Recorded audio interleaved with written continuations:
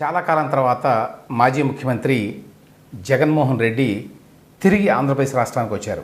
ఆయన ఈసారి అందరిలాగా సాధారణ ప్రయాణికుడిలాగా వచ్చాడు. అంటే బెంగళూరు నుంచి ప్యాసింజర్ ఫ్లైట్లో వచ్చాడు విజయవాడకి. 2019 తర్వాత ఇప్పటి వరకు జగన్మోహన్ రెడ్డి ఈ విధంగా సాధారణ ప్రయాణికుడి మాదిరిగా ఒక ప్యాసింజర్ ఫ్లైట్లో రాలా. అంటే అధికారంలో ఉన్న 5 సంవత్సరాల పాటు ఆయన చార్టర్డ్ ఫ్లైట్లో మాత్రమే తిరిగాడు. ఇప్పుడు సొంత డబ్బులు ఖర్చు పెట్టుకోవాలి కాబట్టి ప్యాసింజర్ ఫ్లైట్లో వచ్చాడనమాట. ఇంతకీ ఎందుకు వచ్చాడు ఆయన? ఇప్పుడు తాడేపల్లికి అధికారం కోల్పోయిన తర్వాత ఒక ఫ్యూ డేస్ ఉన్నాడు తాడేపల్లిలో. వెంటనే ఇడుపులపై వెళ్ళాడు. అక్కడ ఏదో కొన్ని కార్యక్రమాలు ఉంటే అక్కడి నుంచి బెంగళూరు వెళ్ళాడు. బెంగళూరులోనే చాలా రోజుల పాటు ఉండి మధ్యలో ఒకసారి వచ్చాడు. మధ్యలో వచ్చి మళ్ళీ బెంగళూరు వెళ్ళాడు. అప్పటి నుంచి అక్కడే ఉన్నాడు. అంటే అక్కడ ఏదో వ్యవహారాలు చక్కబెట్టుకుంటున్నాడు ఆయన. ఆయనకి చాలా బిజినెస్ వ్యవహారాలు ఉన్నాయి, ఇంకా పొలిటికల్గా కూడా చాలా వ్యవహారాలు ఉంటాయి. కాబట్టి అవన్నీ తాడేపల్లిలో చేస్తే సహజంగా మీడియా వాళ్ళ కంటపడేటువంటి ప్రమాదం ఉంటుంది. కాబట్టి బెంగళూరులో అయితే అది మరి 25 ఎకరాలు 30 ఎకరాల పెద్ద ఎస్టేట్ కాబట్టి ఎవరికి తెలియదు. అందుకోసం అని చెప్పి అక్కడ బహుశా ఉన్నాడు. ఇప్పుడు ఎందుకు వచ్చాడు అంటే ఇప్పుడు ఒక అవకాశం వచ్చింది ఆయనకి. ఏంటి అవకాశం అంటే అర్జెంటుగా ఇప్పుడున్నటువంటి కూటమి ప్రభుత్వాన్ని తొలగించాలి కేంద్ర ప్రభుత్వం అని చెప్పడానికి ఒక అవకాశం దొరికింది ఆయనకి. ఎందుకంటే సాక్షి పత్రిక ఇప్పటిదాకా ప్రతిపక్ష పాత్ర పోషిస్తుంది. యాక్చువల్గా ప్రతిపక్షం లేదు కదా, ఎందుకంటే జగన్మోహన్ రెడ్డి గారు లేరు, వాళ్ళ పార్టీ వాళ్ళు ఎవరో ఒకళ్ళిద్దరు చెప్తే ఎవరో మాట్లాడడం లేదు. ఆయనే అసలు మరి రాష్ట్రంలోనే లేకుండా పోయాడు కదా. ఓన్లీ సాక్షి మీడియాని మాత్రమే ప్రతిపక్ష పాత్ర పోషించే విధంగా ఆయన ఏర్పాట్లు చేసుకున్నాడు. ఆ ప్రకారం సాక్షి పత్రికలో మాత్రం ప్రతిరోజు రాష్ట్రంలో చాలా అరాచకాలు జరుగుతున్నాయి, హత్యలు జరుగుతున్నాయి, దొంగలు జరుగుతున్నాయి, ఘోరాలు జరుగుతున్నాయి అని చెప్పి అటాక్ చేస్తూ వస్తుంది. ఇప్పుడు వినుకొండలో ఘటన జరిగింది. ఆ ఘటనని పూర్తిగా ఉపయోగించుకోవాలని చెప్పి జగన్మోహన్ రెడ్డి గారు ప్రత్యేకమైన కార్యక్రమం కింద పెట్టుకుని దాన్ని తాడేపల్లి వచ్చారు. ఇవాళ వినుకొండ వెళ్తున్నారు. సో వినుకొండలో పెద్ద స్పెక్టికల్ ఉంటుంది. సరే, రాజకీయ పార్టీలు అన్నీ చేస్తాయి, ఎవరైనా చేస్తారని చెప్పి అనొచ్చు. కానీ ఇక్కడ విషయం ఏంటంటే జగన్మోహన్ రెడ్డి గారు నిన్న ఒక లేఖ రాశారు. ఎవరికి? ప్రధానమంత్రి గారికి. ఆ లేఖలో ఏం రాశారంటే, ప్రధానమంత్రి గారు మీరు తక్షణమే నాకు అపాయింట్మెంట్ ఇవ్వాలి, ఎందుకంటే ఆంధ్రప్రదేశ్లో చాలా ఘోరాలు జరుగుతున్నాయి. ఆయన లేఖలో ఏం రాశాడు? కూటమి ప్రభుత్వం వచ్చిన తర్వాత రాష్ట్రంలో 31 మంది హత్యకు గురయ్యారు, 300 మంది మీద హత్యాయత్నాలు జరిగినాయి. అదేవిధంగా టీడీపీ నేతల వేధింపులు తాళలేక 35 మంది ఆత్మహత్య చేసుకున్నారు. ఇంకా చాలా వివరాలు ఉన్నాయి. 560 చోట్ల ప్రైవేట్ ఆస్తులు, 490 చోట్ల ప్రభుత్వ ఆస్తులు ధ్వంసమైనవి. అరాచకాలు భరించలేక ఊళ్ళు విడిచి వెళ్ళిన 2700 కుటుంబాలట. ఇవి కాకుండా 1050కి పైగా దౌర్జన్యాలట. సో వైఎస్ఆర్సీపీని అణగదొక్కడానికి తెలుగుదేశం ప్రభుత్వం, చంద్రబాబు నాయుడు పెద్ద ఎత్తున కుట్ర పన్నారు. అందువల్ల దయచేసి ప్రధానమంత్రి గారు, రాష్ట్రపతి గారు ఆంధ్రప్రదేశ్ వ్యవహారాల్లో జోక్యం చేసుకోవాలి అని నిన్న ట్వీట్ చేశాడు. ఆ తర్వాత లేఖ కూడా రాశాడు, అపాయింట్మెంట్ కూడా అడిగాడు. సో ప్రధానమంత్రి నరేంద్ర మోదీ గారు అపాయింట్మెంట్ ఇస్తారా లేదా అనేది ఒక కీలకమైన అంశం. ఒకవేళ అపాయింట్మెంట్ ఇస్తే దాన్ని బట్టి జగన్మోహన్ రెడ్డి గారికి ఇంకా కేంద్రంలో, ఢిల్లీలో ఎంతో కొంత పలుకుబడి ఉంది అని చెప్పి అనుకోవచ్చు.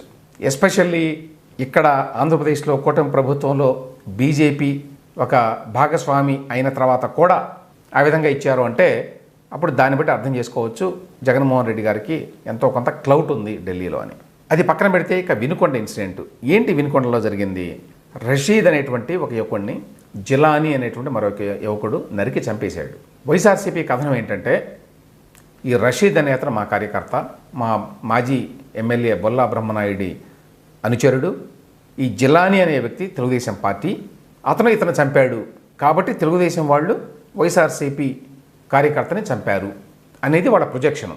వాస్తవం ఏంటంటే ఈ రషీద్, జిలానీ వీళ్ళిద్దరూ కూడా పెద్ద నాయకులు కాదు, ఒక పార్టీకి పూర్తి స్థాయి కార్యకర్తలు కాదు, ఎమ్మెల్యేల పక్కన తిరిగేటువంటి కొంతమంది జనంలో ఉండేటువంటి వ్యక్తులు.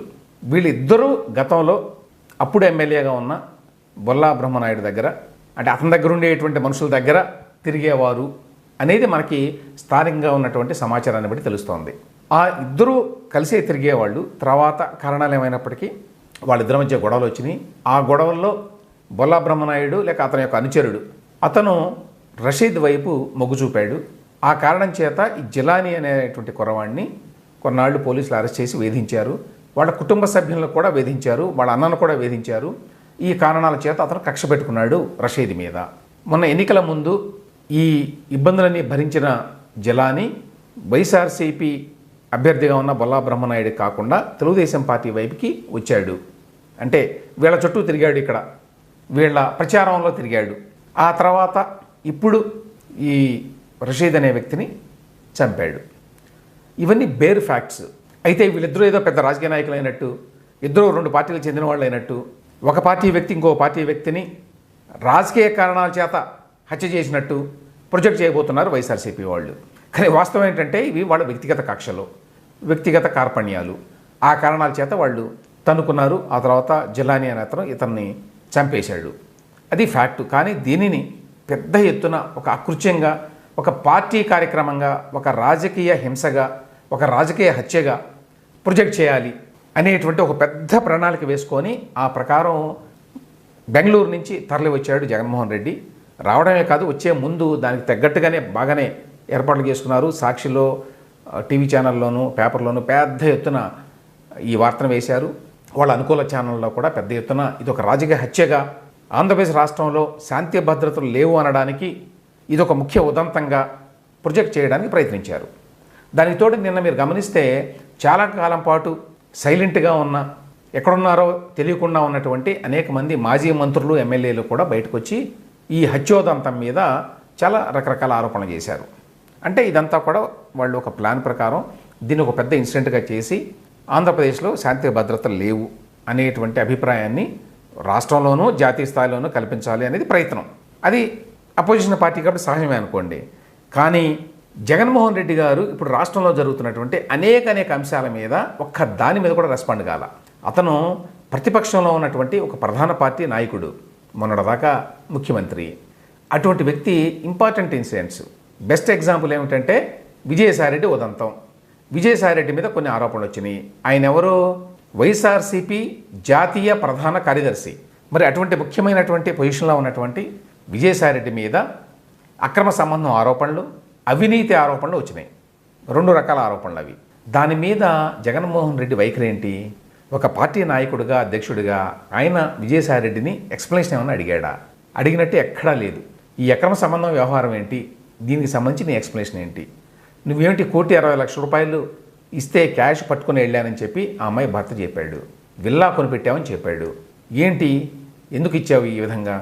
ఈ విధమైన ఆరోపణలకి నీ సమాధానం ఏంటి అని అడగాల్సిన బాధ్యత ఒక పార్టీ అధ్యక్షుడిగా జగన్మోహన్ రెడ్డి మీద లేదా?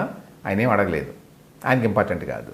తర్వాత ఉద్దేశపూర్వకంగా ఒక రాజకీయ హత్యగా దీన్ని చూపించడానికి ట్రై చేస్తున్నాడు జగన్మోహన్ రెడ్డి. ఇప్పుడు వినుకొండలో జరిగిన దాన్ని, ఈ వ్యక్తి గతంలో తన ఎమ్మెల్సీ ఒక దళిత యువకుడిని, డ్రైవర్ని డోర్ డెలివరీ చేస్తే చంపేసి కనీసం ఎక్స్ప్లెనేషన్ కూడా అడగల. అతన్ని పార్టీకి దూరంగా పెట్టడానికి కూడా ట్రై చేయాల. రాష్ట్రంలో అటువంటి ఘటనలు అనేకం జరిగినాయి. ఎప్పుడు వాటి గురించి రెస్పాన్సే లేదు.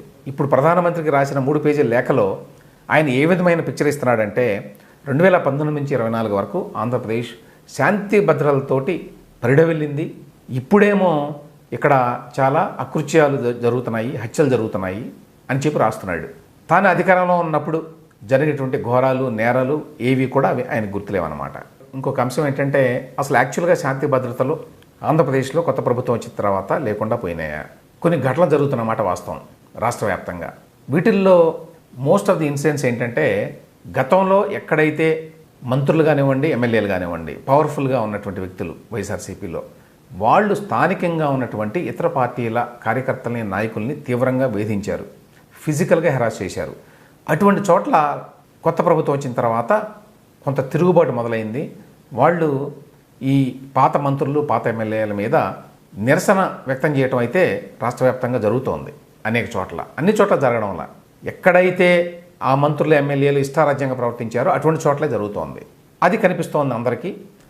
దాన్ని కట్టడి చేయాల్సిన బాధ్యత కూడా ఈ ప్రభుత్వం మీద ఉంది. అయితే ఆ విషయంలో కూటమి ప్రభుత్వం తగు జాగ్రత్తలు తీసుకుంటున్నట్టుగా కనిపించడం వల్ల శాంతి భద్రతలు ఉన్నాయి అని అనుకోవడమే కాదు, ఉన్నట్టుగా కనిపించాలి కూడా.